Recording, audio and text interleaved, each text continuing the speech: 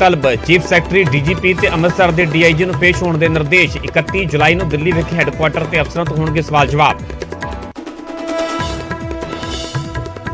SGPC ने मुड़ uniform civil code का किया विरोध। धामी बोले UCC के नाल खत्म होणगे सूबे के कल्चर, देश के विच नहीं होना चाहिए लागू। यूनीफॉर्म सिविल कोड से केंद्रीय कानून मंत्री अर्जुन राम मेघवाल की सलाह। 13 जुलाई तक करना चाहिए इंतजार। कमिशन ने 13 जुलाई तक मंगे ने सुझाव। सांसद बिट्टू ते विधायक गोगी के विचाले नॉन स्टॉप वार पलटवार। कोठी तो शुरू हुई जंग हुण कुत्तियां तक आई। गोगी बोले मैनू कुत्तियां दे वड्डण दा डर नहीं, लगे हुए ने एंटी रैबिज। बिट्टू ने गोगी ते कस्सिया सी तंज। श्रोमणी कमेटी ने अपना YouTube चैनल खोलने की खिंची तैयारी। हरमंदर साहिब कंपलैक्स के विच तैयार किया जा रहा है टैक्नीकल स्टूडियो। 23 जुलाई को चैनल के नाल खत्म हो रहा टेंडर। हुण फिल्मां दे लई पंजाब दे विच लगणगे कैनेडा लंडन के सैट। CM मान बोले पंजाब दे विच फिल्म सिटी के प्रोजैक्ट नूं दे रहे हैं फाइनल टच। फिल्मां बनाउण दे लई नहीं जाना पवेगा विदेश। दिल्ली के LG ते मुख्यमंत्री अरविंद केजरीवाल के विचाले फिर वधी तनातनी। LG बोले दिल्ली के विच बहुत वधी हुई है मुफ्त की आदत। तां केजरीवाल का पलटवार, क्या तुहानूं क्यों है परेशानी? दिल्ली ते दिल्ली वालियां नूं नहीं समझते बाहर तो आए हुए लोग। चंडीगढ़ च नौजवानों ने थार ते फॉर्चूनर की छत ते बैठ के मारियां गेड़ियां। उच्ची आवाज दे विच म्यूजिक लगा के शरेआम नियमां दीआं उड़ाईयां तज्जियां। ट्रैफिक पुलिस ने 3 नौजवानों के लाइसेंस किए सस्पेंड। चंडीगढ़ पुलिस ने दिल्ली तो नाइजीरियन ठग नूं कीता काबू। मैट्रीमोनीअल साइट ते महिला दे नाल दोस्ती कर ठगे सी 3 लाख रुपए। 28 मोबाइल कीते बरामद। उत्तराखंड के चमोली दे विच लैंडसलाइड। पहाड़ तो डिग्या मलबा। भयानक लैंडसलाइड दीआं तस्वीरां आईयां सामने। थोड़ी देर की बारिश ने ही बेहाल किया राजपुरा का कस्बा बनूड़। बाजारां दे विच कई फुट तक भरिया पानी। दुकानां भी होईयां जल थल।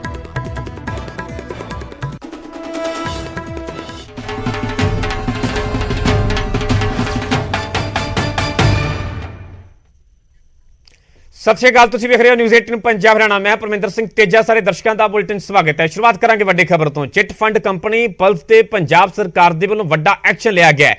परल कंपनी की जायदाद ते कब्जा लिया जा रहा है। CM मान दे वल्लों वड्डा बयान दिता गया। पंजाब दे विच मौजूद सारियां जायदादां नूं कब्जे दे विच लिया जा रहा है।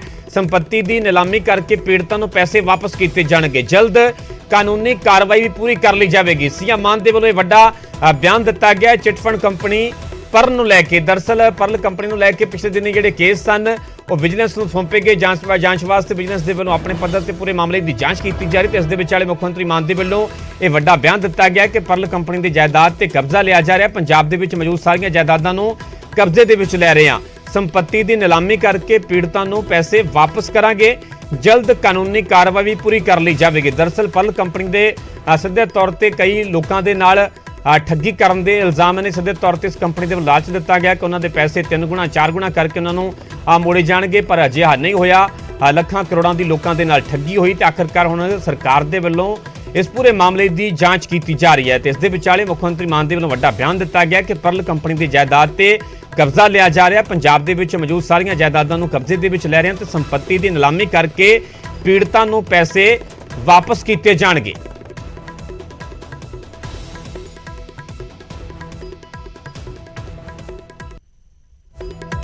CM मान ने ट्वीट करते लिखा कि चिट फंड कंपनी परल की पंजाब दे विच मौजूद सारी प्रॉपर्टीज़ नूं सरकार ने अपने कब्जे दे विच लैण दी प्रक्रिया शुरू कर दी है। जल्दी कानूनी कार्रवाई पूरी करके नीलामी करके लोगों उन्हां दे पैसे वापस करने का सिलसिला शुरू करने का फैसला लिया गया है। मुख्यमंत्री मान दे वल्लों ट्वीट करते हुए यह वड्डी जानकारी दी गई है। सो सीधे तौर पर हुण परल कंपनी ते शिकंजा कस्सिया जा रहा है सरकार दे वल्लों।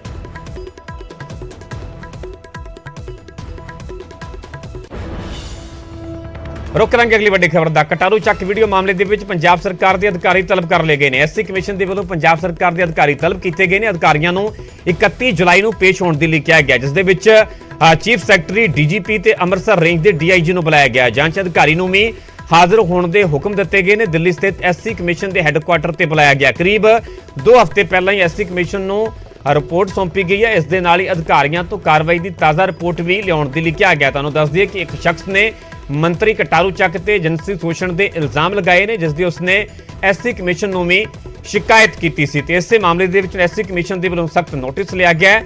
ਪੰਜਾਬ ਸਰਕਾਰ ਦੇ ਜਿਹੜੇ ਅਧਿਕਾਰੀ ਤਲਬ ਕਰ ਲਏ ਗਏ ਨੇ। ਐਸਸੀ ਕਮਿਸ਼ਨ ਦੇ ਵੱਲੋਂ ਪੰਜਾਬ ਸਰਕਾਰ ਦੇ ਅਧਿਕਾਰੀ ਤਲਬ ਕੀਤੇ ਨੇ। ਅਧਿਕਾਰੀਆਂ ਨੂੰ 31 ਜੁਲਾਈ ਨੂੰ ਪੇਸ਼ ਹੋਣ ਦੇ ਲਈ ਕਿਹਾ ਗਿਆ।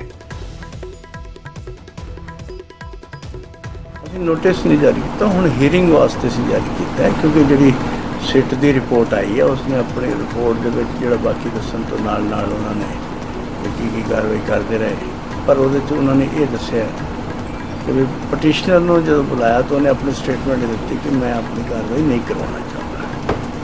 ਮੁੱਖ ਰੂਪ 'ਚ ਤਾਂ ਇਹੀ ਹੈ ਕਿ ਉਹ ਜਿਹੜਾ ਪਟੀਸ਼ਨਰ ਨੇ ਕਿਹਾ ਹੈ ਕਿ ਪਰ ਇਹ ਸਟੇਟਮੈਂਟ ਸਾਨੂੰ ਪੁਲਿਸ ਨੇ ਦਿੱਤੀ ਹੈ, ਕਿਉਂਕਿ ਉਹਨੇ ਇੱਕ ਕੰਪਲੇਂਟ ਜਿਹੜੀ ਆ ਆਯੋਗ ਦੇ ਵਿੱਚ ਕਮਿਸ਼ਨ 'ਚ ਦਿੱਤੀ ਸੀ।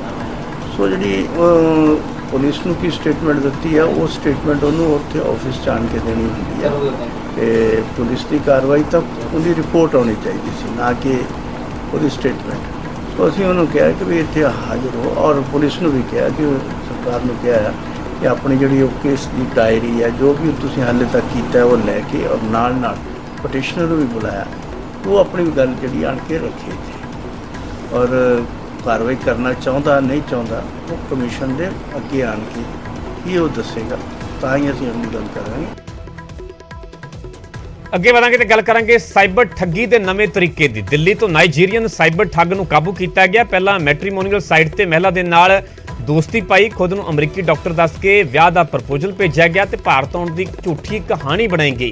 ਟਿਕਟ ਵੀ ਭੇਜ ਦਿੱਤੀ ਗਈ। ਫਿਰ ਚੰਡੀਗੜ੍ਹ ਦੀ ਮਹਿਲਾ ਤੋਂ 3 ਲੱਖ ਰੁਪਏ ਲੁੱਟ ਲਏ ਗਏ। ਪੁਲਿਸ ਨੇ ਮੁਲਜ਼ਮ ਦੇ ਕੋਲੋਂ 28 ਮੋਬਾਈਲ ਬਰਾਮਦ ਕੀਤੇ। ਦਰਅਸਲ ਠੱਗ ਨੇ ਮਹਿਲਾ ਨੂੰ ਇਸ ਗੱਲ ਦਾ ਭਰੋਸਾ ਦਿਵਾਇਆ ਕਿ ਉਸ ਦੇ ਨਾਲ ਵਿਆਹ ਕਰਵਾਉਣ ਦੇ ਲਈ ਭਾਰਤ ਆ ਰਿਹਾ, ਜਿਸ ਤੋਂ ਬਾਅਦ ਉਹ ਯਕੀਨ ਦਿਵਾਉਣ ਦੇ ਲਈ ਇੱਕ ਟਿਕਟ ਵੀ ਭੇਜਦਾ ਹੈ। ਇਸ ਤੋਂ ਬਾਅਦ ਮਹਿਲਾ ਨੇ 에ਅਰਪੋਰਟ ਤੋਂ ਕਾਲ ਆਉਂਦੀ ਹੈ ਕਿ ਉਸਦੇ ਸਾਥੀ ਦੇ ਕੋਲ ਕਾਫੀ ਸੋਨਾ ਹੈ, ਜਿਸ ਨੂੰ ਛੁਡਵਾਉਣ ਦੇ ਲਈ ਉਸਦੇ ਕੋਲੋਂ ਅਲੱਗ-ਅਲੱਗ ਪੇਮੈਂਟਸ ਦੇ ਵਿੱਚ 3 ਲੱਖ ਰੁਪਏ ਵਸੂਲੇ ਗਏ ਤੇ ਫਿਰ ਜਦੋਂ ਮਹਿਲਾ ਨੇ ਇਸ ਨੰਬਰ ਤੇ ਦੁਬਾਰਾ ਸੰਪਰਕ ਕੀਤਾ ਤਾਂ ਨੰਬਰ ਬੰਦ ਆਉਣ ਲੱਗਿਆ। ਸੋ ਆਖਰਕਾਰ ਇਸ ਸਾਈਬਰ ਠੱਗ ਪੁਲਿਸ ਦੀ ਗ੍ਰਿਫਤ ਵਿੱਚ ਆ ਚੁੱਕਾ ਹੈ। ਤੁਹਾਨੂੰ ਤਸਵੀਰਾਂ ਵਿਖਾ ਰਹੇ ਹਾਂ। ਦਰਅਸਲ ਦਿੱਲੀ ਤੋਂ ਇਸ ਨਾਈਜੀਰੀਅਨ ਸਾਈਬਰ ਠੱਗ ਨੂੰ ਕਾਬੂ ਕੀਤਾ ਗਿਆ। ਸਾਡੇ ਨਾਲ ਸਾਈਬਰ ਸੈੱਲ ਦੇ ਇੰਚਾਰਜ ਰਣਜੀਤ ਸਿੰਘ ਜੀ ਨੇ, ਉਹਨਾਂ ਨਾਲ ਗੱਲਬਾਤ ਕਰਦੇ ਹਾਂ। ਰਣਜੀਤ ਸਰ, ਇਸ ਤਰ੍ਹਾਂ ਦੇ ਪਹਿਲਾਂ ਵੀ ਮਾਮਲੇ ਆਏ, ਤੁਸੀਂ ਪਹਿਲਾਂ ਵੀ ਇਹਨਾਂ ਦੇ ਕਾਬੂ ਕੀਤਾ ਹੈ। ਹੁਣ ਇਹ ਜਿਹੜਾ ਮਾਮਲਾ ਆਇਆ ਸੀਗਾ, ਸ਼ਿਕਾਇਤ ਕੀ ਸੀ ਤੇ ਪੁਲਿਸ ਨੇ ਕਿਸ ਤਰ੍ਹਾਂ ਇਨਵੈਸਟੀਗੇਸ਼ਨ ਕੀਤਾ? ਜੀ, ਸਾਡੇ ਕੋਲ ਇੱਕ ਸੈਕਟਰ 39 ਦੀ ਲੇਡੀਜ਼ ਨੇ ਕੰਪਲੇਂਟ ਕੀਤੀ ਸੀਗੀ ਕਿ ਉਹ ਆਈਟੀ ਕੰਪਨੀ 'ਚ ਜੌਬ ਕਰਦੀ ਹੈ ਔਰ ਉਹਦਾ ਡਾਈਵੋਰਸ ਦਾ ਕੇਸ ਚੱਲ ਰਿਹਾ। ਤਾਂ ਇਸ ਸਿਲਸਿਲੇ 'ਚ ਆਪਣੀ ਲਾਈਫ ਪਾਰਟਨਰ ਨੂੰ ਲੱਭਣ ਵਾਸਤੇ ਜੀਵਨ ਸਾਥੀ ਐਪ ਤੇ ਆਪਣਾ ਕੰਟੈਕਟ ਨੰਬਰ ਵਗੈਰਾ ਉਹਦਾ ਦਿੱਤਾ ਸੀ। ਉਸ ਜੀਵਨ ਸਾਥੀ ਐਪ ਤੋਂ ਜਿਹੜਾ ਕੰਟੈਕਟ ਨੰਬਰ ਸੀਗਾ ਉਹ ਕਿਸੇ ਫਰੋਡਰਸ ਦੇ ਹੱਥ ਲੱਗ ਕੇ ਤੇ ਉਹ ਇਹਨਾਂ ਨਾਲ ਚੈਟ ਕਰਨ ਲੱਗ ਗਿਆ ਕਿ ਮੈਂ ਤੁਹਾਡੇ ਨਾਲ, ਮੈਂ ਟੈਕਸਾਸ ਅਮਰੀਕਾ ਦਾ ਰਹਿਣ ਵਾਲਾ ਔਰ ਮੈਂ ਵਿਪਿਨ ਨਾਮ ਦਾ ਮੈਂ ਹੈਗਾ ਨਾਂ, ਔਰ ਮੈਂ ਤੁਹਾਡੇ ਨਾਲ ਸ਼ਾਦੀ ਕਰਨਾ ਚਾਹੁੰਦਾ। तो इस तरीके नाल इन्हां दी गलबात का सिलसिला चलिया और 2 महीने 2.5 महीने तक चलता रहा। और जदों फिर उसने इस लेडी नूं एक विश्वास च लैण वास्ते भी मैं हुण इंडिया आ रहा, एक fake ticket India America Texas तो अमेरिका इंडिया दी बना के ਉਹਨੂੰ ਕੱਲੀ ਤਾਂ ਕਿ ਅਸੀਂ ਆਪਾਂ ਇੰਡੀਆ 'ਚ ਆ ਕੇ ਸ਼ਾਦੀ ਕਰਾ ਸਕੀਏ। ਠੀਕ ਹੈ। ਤੋ ਜਿਸ ਤਰ੍ਹਾਂ ਦਾ ਇਹਨਾਂ ਦਾ ਪ੍ਰੋਗਰਾਮ ਬਣਦਾ ਗਿਆ ਔਰ ਉਸ ਦਿੱਤੀ ਗਈ ਡੇਟ ਦੇ ਉੱਤੇ ਇਹ ਇੱਥੇ ਲੈਂਡ ਕਰਨ ਦੀ ਆਪਣੇ ਆਪ ਨੂੰ ਦਿਖਾ ਕੇ ਵੀ ਮੈਂ ਲੈਂਡ ਕਰ ਗਿਆ। ਔਰ ਫਿਰ ਉੱਥੋਂ ਇੱਕ ਫੋਨ ਆਉਂਦਾ ਹੈ ਲੇਡੀ ਨੂੰ ਵੀ ਇਸ ਤਰ੍ਹਾਂ ਇਹ ਬੰਦਾ ਵਿਪਿਨ ਨਾਂ ਦਾ ਬੰਦਾ ਹੈ, ਤੁਹਾਡਾ ਰਿਸ਼ਤੇਦਾਰ ਹੈ, ਤੁਹਾਡਾ ਜਾਣਕਾਰ ਹੈ ਔਰ ਇਹ ਬੰਦਾ ਇਹ ਕੋਲ ਡਾਲਰ ਮਿਲੇ ਹੈ, ਗੋਲਡ ਮਿਲਿਆ ਹੈ, ਬਹੁਤ ਜ਼ਿਆਦਾ ਇਹਦੇ ਕੋਲ ਇਸ ਤਰ੍ਹਾਂ ਦੇ ਗਿਫਟ ਵਗੈਰਾ ਮਿਲੇ ਹੈ ਔਰ ਇਹਨੂੰ ਪੈਸਿਆਂ ਦੀ ਲੋੜ ਹੈ, ਤੁਸੀਂ ਇਹਨਾਂ ਨਾਲ ਗੱਲ ਕਰੋ। ਜਦੋਂ ਫਿਰ ਇਹ ਗੱਲ ਕੀਤੀ ਤਾਂ ਇਹਨਾਂ ਨੇ ਕਿਹਾ ਵੀ ਮੈਂ ਫਸਿਆ ਹੋਇਆ ਇੱਥੇ ਔਰ ਮੇਰੇ ਅਕਾਊਂਟ 'ਚ ਤੁਸੀਂ ਟ੍ਰਾਂਸਫਰ ਕਰਾਓ ਤਾਂ ਕਿ ਟੋਟਲੀ ਫਰਾਡ ਤਾਂ ਸੀਗਾ ਸਾਰਾ ਜੀ। ਇਹ ਸਭ ਟੋਟਲੀ ਫਰਾਡ ਦਾ ਹੀ ਇੱਕ ਪਾਰਟ ਸੀਗਾ। ਕੋਈ ਮਤਲਬ ਦਿੱਲੀ ਤੇ ਕੋਈ ਬੰਦਾ ਲੈਂਡ ਨਹੀਂ ਕੀਤਾ ਸੀਗਾ, ਕੋਈ ਇੰਡੀਆ 'ਚ ਲੈਂਡ ਨਹੀਂ ਕੀਤਾ, ਕੋਈ ਬਾਹਰ ਤੋਂ ਕੋਈ ਨਹੀਂ ਆਇਆ, ਲੇਕਿਨ ਇਹ ਸਾਰਾ ਬੰਦੇ ਇੱਥੇ ਹੀ ਸੀਗੇ ਔਰ ਉਹਨੂੰ ਵਿਸ਼ਵਾਸ ਜਿੱਤਣ ਵਾਸਤੇ ਉਹਨੇ ਪੈਸੇ ਫਿਰ ਟ੍ਰਾਂਸਫਰ ਕਰ ਦਿੱਤੇ। ਜਦੋਂ ਵੀ ਇਹਨੂੰ ਹੈਲਪ ਹੈ ਦੀ ਲੋੜ ਹੈ ਤਾਂ ਹੀ ਮੈਂ ਸ਼ਾਦੀ ਕਰ ਸਕਦੀ ਹਾਂ। ਤੇ ਜਦੋਂ ਪੈਸੇ ਟ੍ਰਾਂਸਫਰ ਹੋ ਗਏ ਤਾਂ ਉਸ ਟਾਈਮ ਉਸ ਤੋਂ ਬਾਅਦ ਫਿਰ ਫੋਨ ਬੰਦ ਕਰ ਗਿਆ ਤੇ ਇਹਨੂੰ ਪਤਾ ਲੱਗਾ ਕਿ ਮੈਂ ਠੱਗੀ ਗਈ ਹਾਂ। ਰੁਕ ਕਰਾਂਗੇ ਅਗਲੀ ਵੱਡੀ ਖਬਰ ਦਾ। ਤਰਨਤਾਰਨ ਦੇ ਵਿੱਚ ਨਸ਼ਾ ਤਸਕਰੀ ਦੀ ਕੋਸ਼ਿਸ਼ ਨਾਕਾਮ ਹੋਈ ਹੈ। ਤਰਨਤਾਰਨ ਦੇ ਵਿੱਚ BSF ਨੂੰ 5 ਕਿਲੋ ਹੈਰੋਇਨ ਮਿਲੀ ਹੈ। ਪੀਲੀ ਟੇਪ ਦੇ ਨਾਲ ਲਿਪਟੇ ਬੈਗ ਦੇ ਵਿੱਚੋਂ ਨਸ਼ਾ ਬਰਾਮਦ ਕੀਤਾ ਗਿਆ। ਬਾਰਡਰ ਦੇ ਨਾਲ ਲੱਗੇ ਖਾਲੜਾ ਪਿੰਡ ਦੇ ਖੇਤਾਂ ਤੋਂ ਦਰਅਸਲ ਹੈਰੋਇਨ ਬਰਾਮਦ ਕੀਤੀ ਗਈ ਹੈ। ਸੋ ਸਰਹੱਦੀ ਇਲਾਕੇ ਤਰਨਤਾਰਨ ਦੇ ਨਾਲ ਜੁੜੀ ਹੋਈ ਵੱਡੀ ਖਬਰ ਹੈ। ਇੱਥੇ ਇੱਕ ਨਸ਼ਾ ਤਸਕਰੀ ਦੀ ਕੋਸ਼ਿਸ਼ ਨੂੰ BSF ਦੇ ਵੱਲੋਂ ਨਾਕਾਮ ਕੀਤਾ ਗਿਆ ਹੈ, ਜਿੱਥੇ BSF ਨੂੰ 5 ਕਿਲੋ ਹੈਰੋਇਨ ਮਿਲੀ ਹੈ। ਪੀਲੀ ਟੇਪ ਦੇ ਨਾਲ ਲਿਪਟੇ ਬੈਗ ਦੇ ਵਿੱਚੋਂ ਨਸ਼ਾ ਬਰਾਮਦ ਕੀਤਾ ਗਿਆ। ਤੁਹਾਨੂੰ ਤਸਵੀਰਾਂ ਵਿਖਾ ਰਹੇ ਹਾਂ ਕਿ ਪੀਲੀ ਟੇਪ ਦੇ ਨਾਲ ਕਿਵੇਂ ਇਹ ਬੈਗ ਜਿਹੜਾ ਲਿਪਟਿਆ ਹੋਇਆ ਨਜ਼ਰ ਆ ਰਿਹਾ। ਬਾਰਡਰ ਦੇ ਨਾਲ ਲੱਗਦੇ ਖਾਲੜਾ ਪਿੰਡ ਦੇ ਖੇਤਾਂ ਦੇ ਵਿੱਚ ਦਰਅਸਲ ਇਹ ਨਸ਼ਾ ਬੇਸਰ ਦੇ ਵੱਲੋਂ ਬਰਾਮਦ ਕੀਤਾ ਗਿਆ।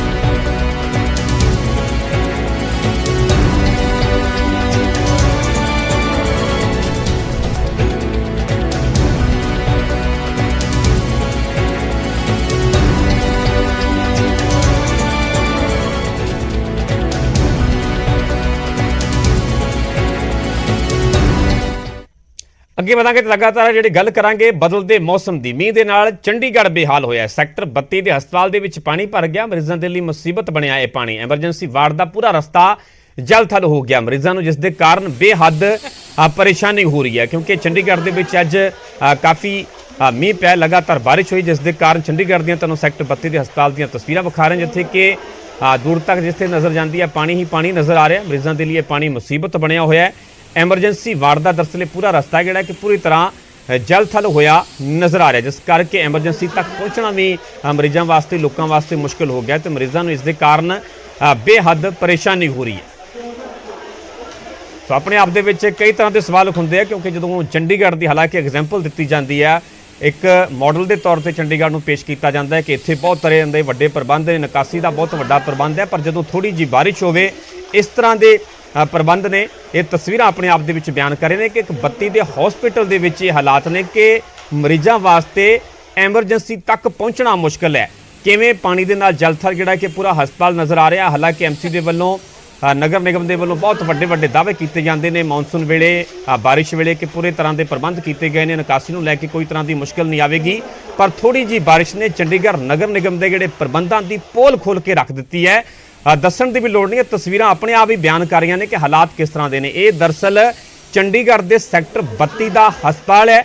ਇੱਥੇ ਹਾਲਾਤ ਇਹ ਨੇ, ਥੋੜੀ ਜੀ ਬਾਰਿਸ਼ ਤੋਂ ਬਾਅਦ ਚ ਜਿਹੜੇ ਮਰੀਜ਼ ਹੈ ਉਹਨਾਂ ਦਾ ਐਮਰਜੈਂਸੀ ਤੱਕ ਪਹੁੰਚਣਾ ਮੁਸ਼ਕਲ ਹੋ ਗਿਆ ਕਿਉਂਕਿ ਜਿਹੜਾ ਰਸਤਾ ਐਮਰਜੈਂਸੀ ਨੂੰ ਜਾਂਦਾ ਹੈ ਉਹ ਪੂਰੀ ਤਰ੍ਹਾਂ ਜਲਥਲ ਹੋਇਆ ਨਜ਼ਰ ਆ ਰਿਹਾ ਤੇ ਇਸੇ ਵਿਚਾਲੇ ਹੀ ਜਿਹੜੇ ਮਰੀਜ਼ ਉੱਥੇ ਪਹੁੰਚੇ ਹੋਏ ਨੇ, ਕਿਸੇ ਨੂੰ ਕਿਸੇ ਤਰ੍ਹਾਂ ਦੀ ਕੋਈ ਐਮਰਜੈਂਸੀ ਹੈ, ਕੋਈ ਡਾਕਟਰ ਨੂੰ ਵਿਖਾਉਣ ਦੇ ਲਈ ਪਹੁੰਚਿਆ, ਕੋਈ ਕਿਸੇ ਮੁਸੀਬਤ ਨੂੰ ਲੈ ਕੇ ਜਾਂ ਉਸਦੇ ਨਾਲ ਕੋਈ ਪਰਿਵਾਰਕ ਮੈਂਬਰ, ਰਿਸ਼ਤੇਦਾਰ ਉਸ ਨੂੰ ਮਿਲਣ ਦੇ ਲਈ ਪਹੁੰਚੇ ਤੇ ਉਹਨਾਂ ਦਾ ਇਸ ਹਸਪਤਾਲ ਤੱਕ ਪਹੁੰਚਣਾ, ਐਮਰਜੈਂਸੀ ਤੱਕ ਪਹੁੰਚਣਾ ਮੁਸ਼ਕਲ ਹੋ ਗਿਆ। ਤੁਸੀਂ ਵੇਖ ਸਕਦੇ ਹੋ ਕਿ ਪੂਰਾ ਹਸਪਤਾਲ, ਪੂਰੀ ਬਿਲਡਿੰਗ ਜਲਥਲ ਹੋਈ ਨਜ਼ਰ ਆ ਰਹੀ ਹੈ। ਇਹ ਇੱਕ ਨਹੀਂ ਹੈ ਕਿ ਕੋਈ 5-6 ਘੰਟੇ 7 ਘੰਟੇ ਲਗਾਤਾਰ ਬਾਰਿਸ਼ ਹੈ, ਕੁਝ ਸਮੇਂ ਦੀ ਦਰਅਸਲ ਇਹ ਬਾਰਿਸ਼ ਹੈ ਤੇ ਕੁਝ ਸਮੇਂ ਦੇ ਮੀਂਹ ਤੋਂ ਬਾਅਦ ਹੀ ਸੈਕਟਰ 32 ਦੇ ਅਜਿਹੇ ਹਾਲਾਤ ਨੇ। ਸਿੱਧੇ ਤੌਰ ਤੇ ਵੱਡਾ ਸਵਾਲ ਖੜਾ ਹੁੰਦਾ ਹੈ ਚੰਡੀਗੜ੍ਹ ਐਮਸੀ ਨੂੰ ਲੈ ਕੇ, ਨਗਰ ਨਿਗਮ ਨੂੰ ਲੈ ਕੇ ਕਿ ਆਖਰਕਾਰ ਮੌਨਸੂਨ ਨੂੰ ਲੈ ਕੇ, ਨਿਕਾਸੀ ਨੂੰ ਲੈ ਕੇ ਕਿੱਥੇ ਪ੍ਰਬੰਧ ਗਏ, ਕਿੱਥੇ ਉਹ ਦਾਅਵੇ ਗਏ ਜਿਹੜੇ ਕਿ ਲਗਾਤਾਰ ਦਾਅਵੇ ਕੀਤੇ ਜਾਂਦੇ ਨੇ। ਚੰਡੀਗੜ੍ਹ ਨੂੰ ਇੱਕ ਮਾਡਲ ਦੇ ਤੌਰ ਤੇ ਪੇਸ਼ ਕੀਤਾ ਜਾਂਦਾ ਹੈ, ਉਦਾਹਰਨ ਦਿੱਤੀ ਜਾਂਦੀ ਹੈ ਕਿ ਇੱਥੇ ਨਿਕਾਸੀ ਦਾ ਬਹੁਤ ਵਧੀਆ ਪ੍ਰਬੰਧ ਹੈ, ਪ੍ਰਸ਼ਾਸਨ ਬੜਾ ਚੌਕਸ ਰਹਿੰਦਾ, ਪਰ ਸ਼ਾਇਦ ਜੇ ਵੱਡੇ ਪ੍ਰਬੰਧ ਕੀਤੇ ਹੁੰਦੇ, ਸ਼ਾਇਦ ਅਜਿਹੇ ਪ੍ਰਬੰਧ ਹੁੰਦੇ ਤਾਂ ਫਿਰ ਅਜਿਹੀਆਂ ਤਸਵੀਰਾਂ ਕੈਮਰੇ ਦੇ ਵਿੱਚ ਕੈਦ ਨਾ ਹੁੰਦੀਆਂ। चंडीगढ़ समेत पंजाब, हरियाणा के कई जिलों में काफी तेज जो है वो बारिश देखने को मिल रही है, जिसकी वजह से वाटर लॉगिंग और काफी लोगों को भी दिक्कतें सामने आ रही है। चंडीगढ़ के सेक्टर 32 हॉस्पिटल इमरजेंसी के बिल्कुल सामने खड़े हैं, जहां पर थोड़ी सी ही बारिश में यहां का नजारा कुछ और था। पूरा जो है वो वाटर लॉगिंग की वजह से पूरी इमरजेंसी में भी पानी जो है वो भर चुका था, जिसको बड़ी मशक्कत के बाद जो है निकाला जा रहा था और गाड़ियां भी पानी जो है उसकी वजह से गाड़ियां भी रुक गई हैं और गाड़ियां जो है वो खड़ी हो गई हैं। इमरजेंसी का गेट है ये सेक्टर 32 अस्पताल का, जहां का ये नज़ारा है। काफ़ी ज़्यादा पानी वाटर लॉगिंग होने की वजह से लोगों को तो दिक्कतें सामने आई ही, बल्कि अंदर जो इमरजेंसी के अंदर भी जो है नीचे ग्राउंड फ्लोर में भी पानी जो है वो भर गया था, जिसकी वजह से यहाँ पर नगर निगम की जो टीम को बुलाया गया। हालांकि दावे तो किए जाते हैं नगर निगम की तरफ से कि मानसून से पहले जो है वो तैयारियां कर ली जाती हैं, लेकिन जब बारिश तेज पड़ती है उसके बाद पता चलता है कि किसी भी तरह से कोई सफाई जो है वो नहीं की गई, जिसकी वजह से वाटर लॉगिंग की जो दिक्कत है वो जरूर देखने को मिल रही है। काफ़ी जो पानी वाटर लॉगिंग की वजह से रूम अंदर तक जो है वो पानी भर चुका था, जिसको लेकर सफाइयाँ जो है वो करवाई गई और पूरा जो है वो जो है देखा गया। हालांकि गाड़ियां की रफ्तार भी यहाँ पर रुक गई, जो पेशेंट आए थे उनको भी काफ़ी दिक्कतों का सामना करना पड़ा और इमरजेंसी के सामने, क्योंकि काफ़ी अहम हो जाता है कि इमरजेंसी के बिल्कुल सामने इस तरह की वाटर लॉगिंग होने से काफ़ी मशक्कत जो है वो होनी पड़ी और काफ़ी मशक्कत के बाद जो है वो यहाँ पर साफ करवाया गया। चंडीगढ़ के सेक्टर 32 हॉस्पिटल की ये तस्वीरें हैं, जहां पर ये पूरा जो है वाटर लॉगिंग की वजह से दिक्कत आई थी, जिसको लेकर अब ये जो है पूरा निकाला गया है।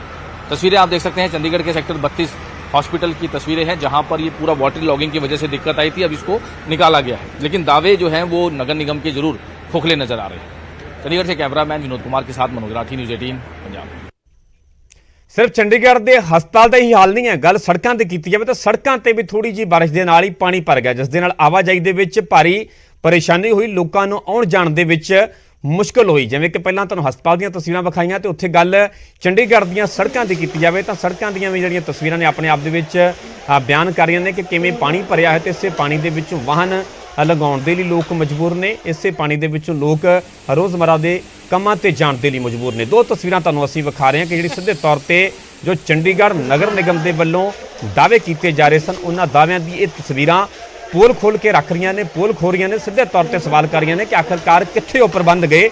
ਜੇ ਸ਼ਾਇਦ ਪ੍ਰਬੰਧ ਨਗਰ ਨਿਗਮ ਦੇ ਵੱਲੋਂ ਕੀਤੇ ਹੁੰਦੇ ਤਾਂ ਫਿਰ ਅਜਿਹੀਆਂ ਤਸਵੀਰਾਂ ਕੈਮਰੇ ਦੇ ਵਿੱਚ ਕੈਦ ਨਾ ਹੁੰਦੀਆਂ। ਕੁਝ ਹੀ ਸਕਿੰਟਾਂ ਦੇ ਵਿੱਚ ਪਾਣੀ ਜਿਹੜਾ ਆਪਣੇ ਆਪ ਦੇ ਵਿੱਚ ਨਿਕਾਸੀ ਹੋ ਜਾਂਦੀ, ਆਪਣੇ ਆਪ ਦੇ ਵਿੱਚ ਹੀ ਪੂਰਾ ਇੱਥੇ ਇਸ ਤਰ੍ਹਾਂ ਦੀਆਂ ਤਸਵੀਰਾਂ ਕੈਮਰੇ ਦੇ ਵਿੱਚ ਕੈਦ ਨਾ ਹੁੰਦੀਆਂ। ਇੱਕ ਤਸਵੀਰ ਜਿਹੜੀ ਤੁਹਾਨੂੰ ਵਿਖਾ ਰਹੇ ਹਾਂ ਚੰਡੀਗੜ੍ਹ ਦੇ ਸੈਕਟਰ 32 ਦੇ ਹਸਪਤਾਲ ਦੀ, ਜਿੱਥੇ ਕਿ ਹਾਲਾਤ ਇਹ ਨੇ ਕਿ ਇੰਨਾ ਪਾਣੀ ਭਰ ਗਿਆ ਕਿ ਮਰੀਜ਼ਾਂ ਦਾ ਹਸਪਤਾਲ ਤੱਕ ਪਹੁੰਚਣਾ, ਐਮਰਜੈਂਸੀ ਤੱਕ ਪਹੁੰਚਣਾ ਮੁਸ਼ਕਲ ਹੋ ਗਿਆ। ਤੇ ਦੂਜੇ ਪਾਸੇ ਗੱਲ ਸੜਕਾਂ ਦੀ ਕੀਤੀ ਜਾਵੇ ਤਾਂ ਸੜਕਾਂ ਤੇ ਵੀ ਦੂਰ ਤੱਕ ਜਿੱਥੇ ਵੀ ਨਜ਼ਰ ਜਾਂਦੀ ਪਾਣੀ ਹੀ ਪਾਣੀ ਭਰਿਆ ਹੋਇਆ ਨਜ਼ਰ ਆ ਰਿਹਾ ਹੈ। ਤੇ ਆਖਰਕਾਰ ਜਿਹੜੇ ਲੋਕ ਇਸ ਤਰ੍ਹਾਂ ਦੇ ਹਾਲਾਤਾਂ ਦੇ ਵਿੱਚੋਂ ਗੁਜ਼ਰ ਰਹੇ ਨੇ, ਇਸ ਤਰ੍ਹਾਂ ਦੇ ਪਾਣੀ ਦੇ ਵਿੱਚੋਂ ਲੰਘਣ ਦੇ ਲਈ ਮਜਬੂਰ ਨੇ, ਉਹਨਾਂ ਦਾ ਵੀ ਨਗਰ ਨਿਗਮ ਦੇ ਅੱਗੇ ਇਹੀ ਸਵਾਲ ਹੈ ਕਿ ਆਖਰਕਾਰ ਪ੍ਰਬੰਧ ਕਿੱਥੇ ਨੇ, ਪ੍ਰਬੰਧ ਕਦੋਂ ਕੀਤੇ ਜਾਣਗੇ ਤਾਂ ਜੋ ਮੁੜ ਤੋਂ ਜੇਕਰ ਬਾਰਿਸ਼ ਹੁੰਦੀ ਹੈ ਤੇ ਫਿਰ ਤੋਂ ਲੋਕਾਂ ਨੂੰ ਅਜਿਹੇ ਹਾਲਾਤਾਂ ਦਾ, ਅਜਿਹੀਆਂ ਮੁਸੀਬਤਾਂ ਦਾ ਸਾਹਮਣਾ ਨਾ ਕਰਨਾ ਪਵੇ।